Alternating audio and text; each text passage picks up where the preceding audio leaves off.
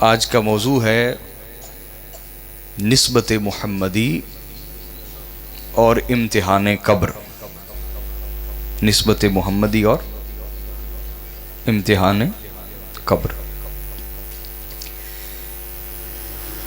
یہ یاد رکھ لیں کہ نسبت کبھی ختم نہیں ہوتی. نسبت کبھی ختم، وہ اچھی ہو یا بری ہو، نسبت ختم بولیے نہیں ہوتی. نسبت باقی رہتی، نسبت قائم رہتی ہے، نسبت مستقل طور پر جاری رہتی ہے، نسبت دائمی ہوتی ہے، نسبت کو دوام ہے، ہمیشہ جاری رہتی ہے. نسبت ختم ہوتی بولیے نہیں، اچھی ہو یا بری قائم رہتی. اس پر دلیل میں پیش کرتا ہوں. امام بخاری نے حدیث کو روایت کیا صحیح میں، امام قرطبی نے بیان کیا الجامع لاحکام القرآن میں اس حدیث کو، اور اس حدیث کا ایک اگلا جو حصہ ہے اس کو امام مسلم نے بھی بیان کیا ہے الصحیح میں. نیچے ہے. اور امام بغوی نے بیان کیا اپنی تفسیر معالم التنزیل میں. حدیث یوں ہے کہ حضور علیہ الصلوۃ والسلام غزوہ تبوک کے لیے جا رہے تھے. غزوہ تبوک.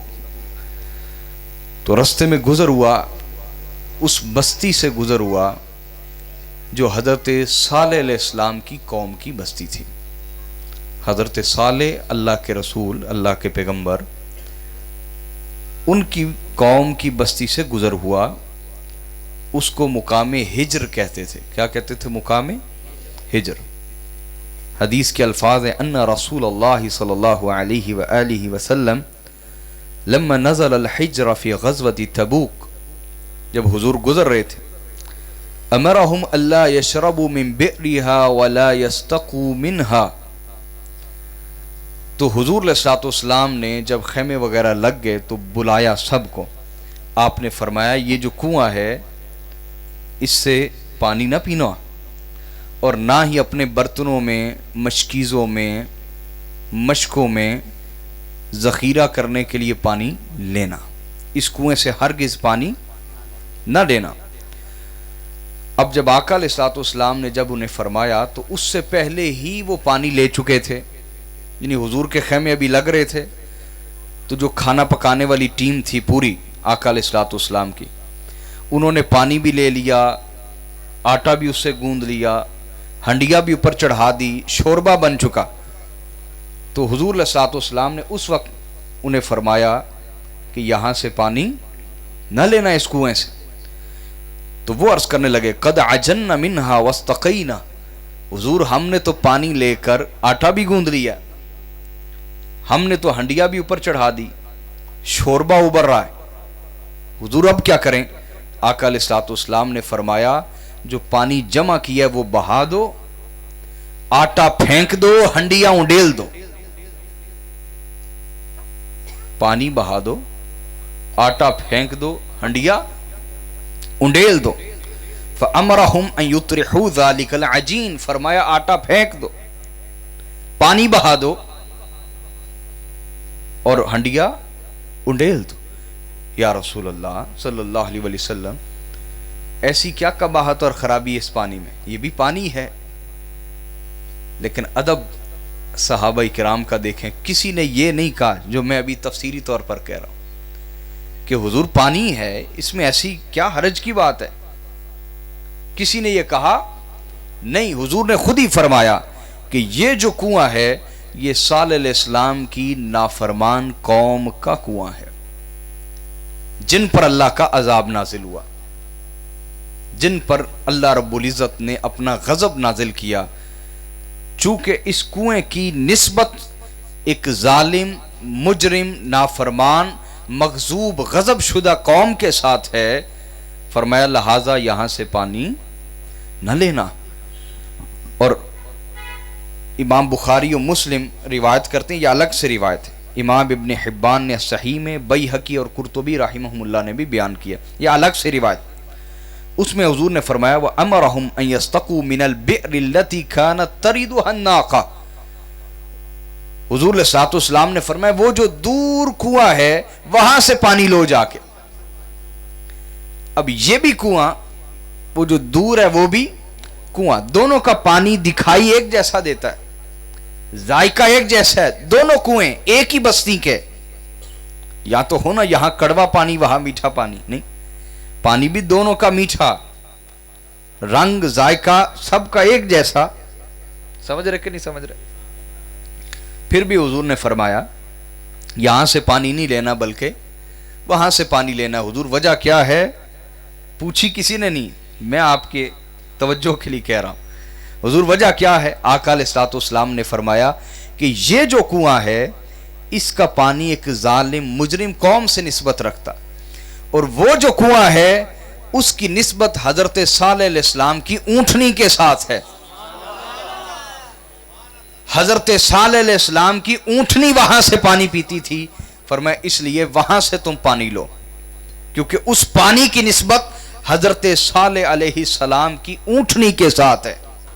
شاہپور والو توجہ طلب بات ہے، پیغمبر کی اونٹنی کی نسبت ہو جائے جس پانی سے، ہزاروں سال بیت چکے ہوں اور لاکھوں کی تعداد میں گزرنے والے مسافروں نے وہاں سے ڈول بھر بھر کے پانی نکالا ہو، نہ وہ وہاں پانی رہا، نہ وہ سطح آب رہی، پانی کی وہ سطح رہی، لاکھوں ڈول نکالے گئے، ہزاروں سال گزر چکے، ہزاروں قافلے گزرے، لاکھوں ڈول انہوں نے پانی بھر بھر کے نکالے، لیکن میرے آقا نے سمجھا دیا۔ اور یہاں بھی یہ دیکھیے کہ اس وقت تو عذاب نہیں آ رہا تھا نا، نہ وہ قوم زندہ رہی، نہ ان کی باقیات رہی، نہ ان کے اثرات رہے، لیکن ایک نسبت تھی مجرم قوم کی۔ آقا نے فرمایا یہاں سے پانی لینا، اور نہ وہاں اونٹنی اس وقت تھی، لاکھوں ڈول نکلے، سطح آب بدل گئی، پانی بدل گیا، پھر بھی میرے آقا نے فرمایا وہاں سے پانی لو۔ کیوں؟ کیونکہ اس کی نسبت حضرت صالح پیغمبر کی اونٹنی سے ہے۔ آقا نے سمجھا دیا کہ صدیاں بیت جائیں تب بھی اچھی نسبت بھی باقی رہتی ہے، بری نسبت بھی باقی رہتی ہے۔ لہذا کبھی نہ سوچنا کہ آقا علیہ الصلوۃ والسلام کا میلاد تو ایک دفعہ ہو گیا، یہ صدیاں بیتنے کے بعد بھی ہم اس یاد کو تازہ کیوں کرتے ہیں؟ ارے بھائی، ان لمحات کو جو نسبت تھی ولادت محمدی کے ساتھ، اس مہینے کو جو نسبت تھی حضور کی آمد کے ساتھ، اگر ایک نبی کی اونٹنی کی نسبت ہزاروں سال بعد بھی باقی رہتی ہے تو محمد مصطفیٰ کی نسبتیں کیسے باقی نہ رہیں گی؟ وہ حضور کی آمد کی نسبت ہو یا حضور کے شہر مدینہ کی نسبت ہو، وہ حضور کی آل اولاد کی نسبت ہو یا حضور کے صحابہ کرام کی نسبت ہو، وہ اولیاء اعظام کی نسبت ہو یا حضور کی سنت مطابق اور ہدایت کی نسبت ہو، جو نسبت بھی حضور سے ہے اس امت کو، اگر اونٹنی کی نسبت باقی ہے تو بدرجہ اتم اعلیٰ درجے میں نسبت محمدی کا فیض بھی آج تک جاری و ساری ہے۔ بات کو سمجھے یا نہیں سمجھے؟ اس پہ ایک اور دلیل دیتا ہوں آپ کو، وہ قرآن سے ہے۔ وہ کہاں سے؟ وہ قرآن سے۔ اس طرف جا نہیں رہا، موضوع پہ آنا چاہ رہا ہوں اصل میں، لیکن نسبت پہلا لفظ آ گیا، میں نے کہا سمجھا دوں۔ نسبت ہے کیا؟ کسی سے کسی کا رشتہ ہو جانا، غلامی کا، قرابت کا، خون کا، غلامی کا، خدمت کا، کوئی بھی رشتہ کسی بھی روپ میں ہو اس کو نسبت کہا جا سکتا ہے۔ کہیں غلامی کی نسبت، کہیں رشتہ داری کی نسبت، کہیں خدمت کی نسبت، میری بات سمجھ رہے؟ کہیں شاگردی کی نسبت۔ نسبت کی کئی قسمیں ہیں نا، اس کو آپ کسی بھی جہت سے جان سکتے ہیں، کسی بھی زاویے، کسی بھی حوالے سے آپ اس کو دیکھ سکتے ہیں۔ تو آقا علیہ الصلوۃ والسلام سے اس امت کو جو بھی نسبت ہے، وہ چاہے حضور کی آل اولاد آپ کے درمیان موجود ہو، وہ نسبتیں آج بھی باقی ہیں۔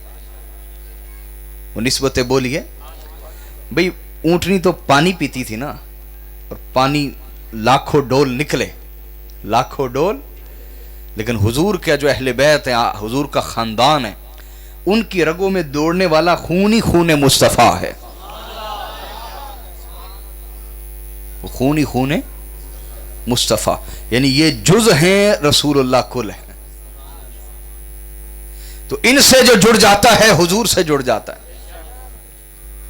کیسے بھئی؟ دیکھیے، اگر کوئی میرے پورے جسم کے ساتھ نہیں جڑ سکتا، اگر وہ میری سب سے چھوٹی انگلی پہ پکڑ لے تب بھی وہ میرے ساتھ ہی جڑا ہوا ہے، اس نے مجھے ہی پکڑا ہوا ہے. اگر کسی نے پورا ہاتھ پکڑا ہوا ہے تو مجھے ہی پکڑا ہوا ہے، دونوں ہاتھ پکڑے ہوئے ہیں تو مجھے ہی پکڑا ہوا ہے. بات سمجھ آ رہی ہے یا نہیں آ رہی؟ تو حضور کی کسی بھی نسبت سے انسان جڑ جائے ذات مصطفیٰ سے جڑ جاتا ہے. وہ چاہے حضور کے خاندان کی نسبت ہو، ان سے جڑنا حضور سے جڑنا، چاہے وہ حضور کے دین اور شریعت کی نسبت ہو، حضور کے دین سے جڑ جانا، رسول اللہ سے جڑ جانا، چاہے وہ حضور کی سنت اور آپ کا طریقہ ہو، اس سے جڑ جانا، حضور سے جڑ جانا، چاہے وہ آقا علیہ السلام کی محبت اور عشق کی نسبت ہو، اس سے جڑ جانا. بولیے نا یار، بولے تو صحیح، سرکار سے جڑ جانا ہے. سمجھ رہے ہیں بات یا نہیں سمجھ رہے؟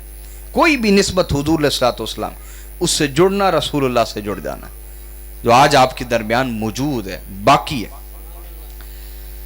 تو اللہ تعالیٰ نے قصہ موسیٰ و خضر علیہ السلام بیان فرمایا سورہ کہف میں، کہ جب حضرت خضر علیہ السلام ایک بستی میں پہنچے، حضرت موسیٰ کو بھی بھوک تھی، حضرت خضر کو بھی، دونوں نے کھانا مانگا بستی والوں سے، کسی ایک نے بھی کھانا نہ دیا.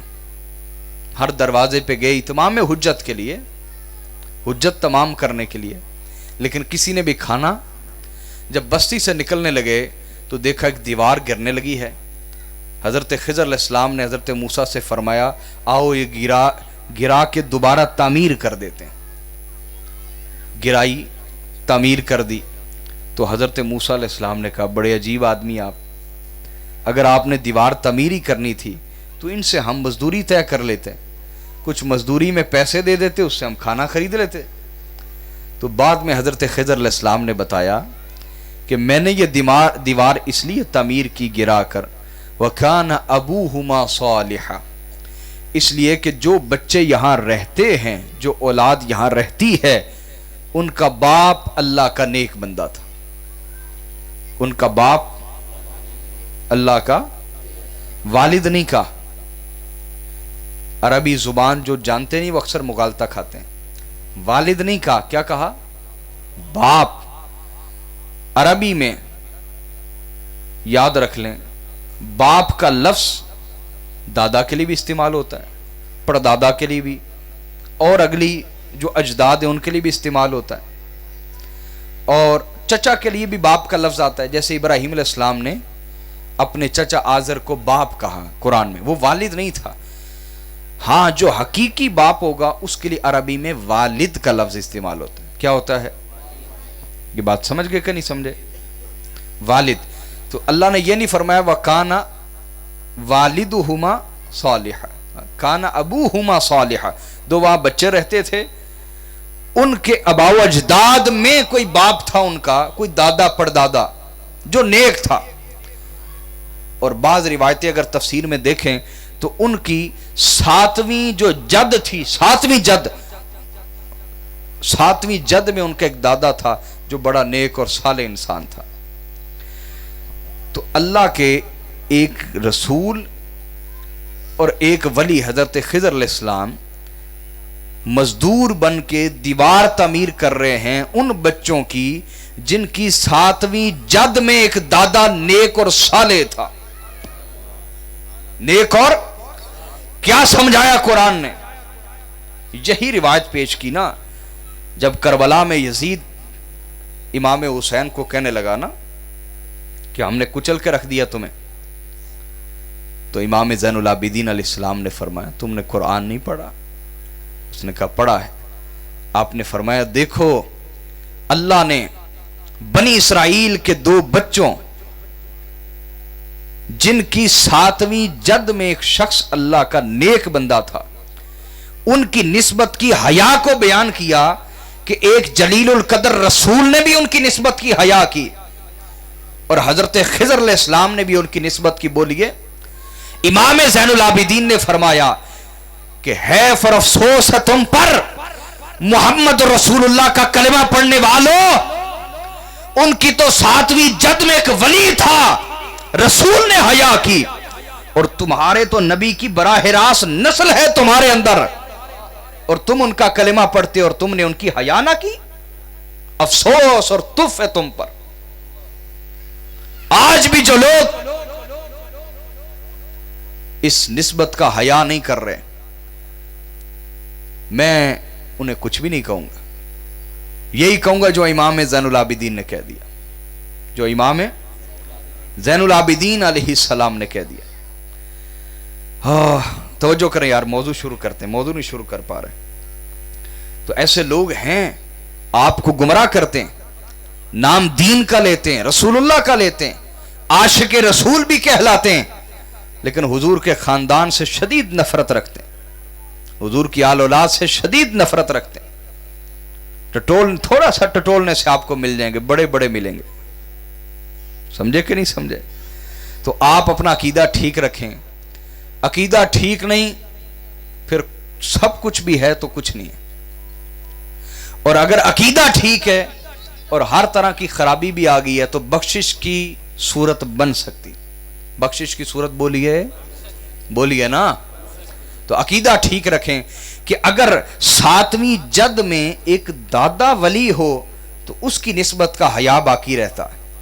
اس کی نسبت کا بولیے، ولی ہو تو نسبت کا حیا باقی رہتا ہے. تو یہاں حضور علیہ الصلوۃ والسلام کی نسبت ہو، جو حبیب خدا ہیں،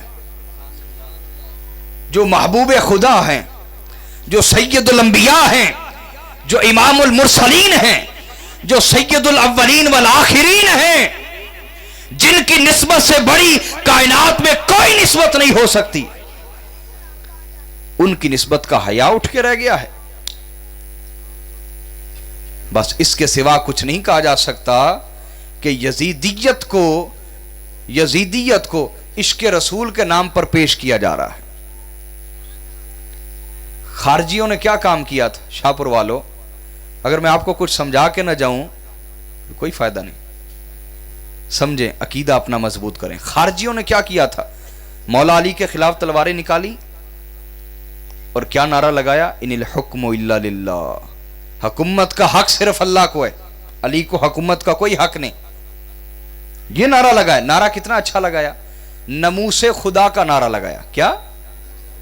ناموس خدا کا. ان الحکم الا للہ. مولا علی نے فرمایا کلمۃ الحق کی ارید بها الباطل.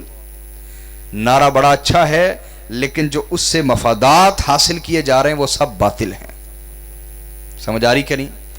انہوں نے ناموس خدا کا نعرہ لگا کر رسول کی اہل بیت کو تکلیف دی، حضور کے خاندان کی دشمنی رکھی ناموس خدا کا نام لے کر. آج بھی کچھ خوارج ناموس مصطفیٰ کا نام لے کر حضور کے اہل بیت کے ساتھ دشمنی رکھ رہے ہیں. لہذا محتاط رہیں، اپنا عقیدہ ٹھیک رکھیں.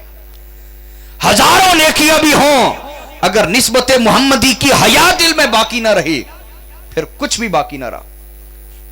اور اگر سب کچھ خرابی ہو چکی ہو، سب کچھ برباد ہو چکا ہو، نسبت محمدی کا حیا آخری دم بھی آ جائے اور لوٹ آئے در آل رسول پر اور آ کر پوچھے امام حسین کہ اب بھی میری بخشش ہو سکتی ہے؟ وہ کہیں ہر آ جا، اب بھی آ جا، تیری بخشش ہو سکتی ہے. سب کچھ ختم ہونے کے بعد بھی اگر کوئی نسبت آل رسول کا حیا کر لے تو وہ حر بن کے اس دنیا سے جاتا ہے. حر بن کے. اور جس کے پاس سب کچھ ہو، نسبت کا حیا نہ ہو، سب کچھ برباد کر کے جاتا ہے. تو اللہ تعالیٰ حسد، ضد اور تعصب سے بچائے، اس کا کوئی علاج نہیں. تو میں نے بات آپ کو یہ سمجھائی کہ نسبت ہمیشہ باقی رہتی. نسبت بولیے باقی رہتی.